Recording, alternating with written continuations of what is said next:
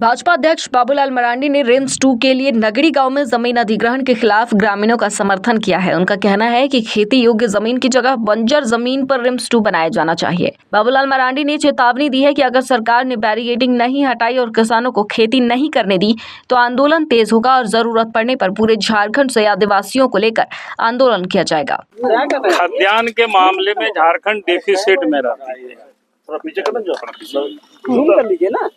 खाद्यान्न के मामले में झारखंड ऐसे ही डिफिसिट में है। जितना आबादी है उसके अनुपात झारखंड के लोगों को खाद्यान्न की जितनी जरूरत है उतना यहाँ उत्पादन नहीं होता है। इसलिए जो उत्पादन जो भूमि है, कृषि योग्य भूमि है, सरकार को तो उसको बचानी चाहिए। लेकिन यहाँ तो दुर्भाग्य है, जो खेती की जमीन है, जो एक नंबर जमीन है, चारों तरफ देख सकते हैं आप इसमें से। अब इस जमीन पर सरकार क्या बनाना चाह रही है? रिम्स 2 बनाना चाहती है। भाई कोई भी कंस्ट्रक्शन के लिए आप बंजर भूमि खोजिए ना, इसमें रोड निकालिए 5 किलोमीटर 10 किलोमीटर के रेडियस में, चारों तरफ आपको मिल जाएगा रांची में। अब यहाँ के लोग कहाँ जाएंगे? राज्य बनने के बाद भी यहाँ के आदिवासियों के साथ ये जुल्म है और खेत खलिहानों से उनको भगाया जा रहा है। ये तो कहीं किसी के समझ से बिल्कुल परे है।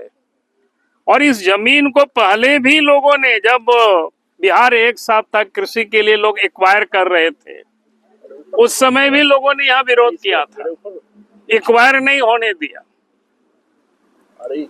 और आज भी लोग विरोध कर रहे हैं। लेकिन आप तो देख रहे हो पूरा बैरिकेडिंग लगा करके, तार लगा करके और फोर्स को यहाँ डाल दिया है।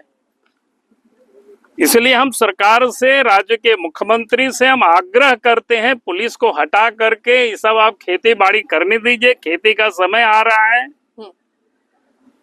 और नहीं तो फिर आंदोलन होगी, वो जबरदस्त आंदोलन होगी। जरूरत पड़ेगी तो पूरा झारखंड से आदिवासियों को ला करके इस धरती पर आंदोलन किया जाएगा। मंटू उरांव ग्रामीण का कहना है कि सरकार के पास बहुत जमीन है और हॉस्पिटल वहीं बनाया जाना चाहिए।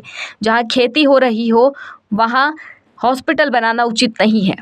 मंटू उरांव ने कहा कि उनकी 8 एकड़ जमीन लॉ कॉलेज बनाने के लिए अधिग्रहित की गई और बाकी की जमीन हॉस्पिटल बनाने के लिए ली जा रही है। उनका आरोप है कि सरकार आदिवासियों की जीविका को खत्म कर रही है। विकास का कॉलेज बनने से ही, मेडिकल कॉलेज बनने से ही विकास होगा। ये तो विकास का विकसित करने की ये सोच है सरकार की, विकसित करने की सोच है। विकास क्या करेगा? विकास बहुत सा तरह का विकास होता है। सिंचाई का साधन दे, विकास होगा। अगर हमको सिंचाई का साधन देगा तो हम नौकरी करने की भी ज़रूरत नहीं पड़ेगी। हमने 2 फसल 3 फसल उगाएंगे, हमको नौकरी करने की कोई ज़रूरत नहीं है। हमने विकास क्या है? ये तो विस्थापित कर रहे हैं हमको। तो हम चाहते हैं कि कृपया करके दुनिया भर का सरकार के पास में ज़मीन है, वो बहुत से बंजर ज़मीन है, सरकारी ज़मीन है, वहाँ पर बनाए। जहाँ पर खेती नहीं होती है वहाँ पर बनाए। जैसे आपको उदाहरण के लिए देखिए, आपका ये बना,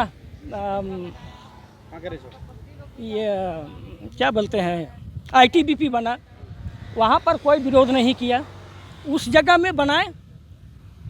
देखिए ITBP बना है, उतना जगह है, अभी भी दुनिया भर का जगह है कॉलेज बनाने के लिए, ये बनाने के लिए। वहाँ पर क्यों नहीं करती है सरकार? खेती वाला ज़मीन को क्यों ही करती है, नज़र लगाती है?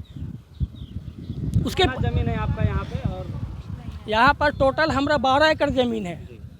पूरा सभी हमारा सब जगह से हमारा 12 एकड़ ज़मीन है, जिसमें से तो 8 एकड़ हमारा IM कॉलेज में चला गया, लॉ कॉलेज में चला गया। वहीं लॉ कॉलेज में ही मेरा 8 एकड़ ज़मीन है।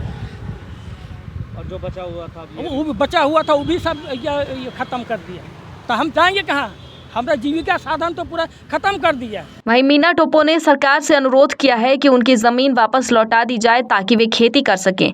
उनका कहना है कि सरकार को आदिवासियों की जरूरतों को समझना चाहिए और उनकी जमीन की रक्षा करनी चाहिए। सरकार हम लोग को लूट रही है, खेती नहीं लगाने दे रही है, और हम लोग का जितना भी रसीद काटता था उसको कितना दिन पहले ही से ही बंद कर दिया रसीद काटना।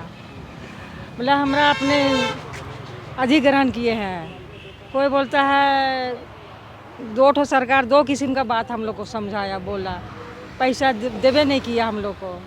अभी क्या चाह रहे हैं? हम लोग अपना खेत को हम लोग अपने ही चाहेंगे, हम लोग जमीन चाहिए। नहीं, सरकार को नहीं देंगे। क्या नाम हुआ? मीना टोपी।